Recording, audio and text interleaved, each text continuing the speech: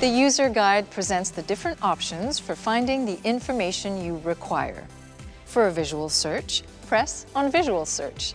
Press on one of the thumbnails at the bottom of the screen. Press on one of the bullet points in the enlarged image. For a search by warning light, press on Warning Light. The panel of dashboard warning lights is displayed. The warning lights are arranged by color. Press on the warning light concerned and the corresponding content will be displayed.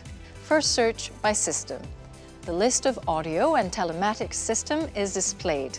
Press on the relevant category and the list of subjects will be displayed. For search by table of contents, the table of contents is displayed. Press on the relevant category and the list of subjects will be displayed. If the topic is several pages long, scroll horizontally to continue reading.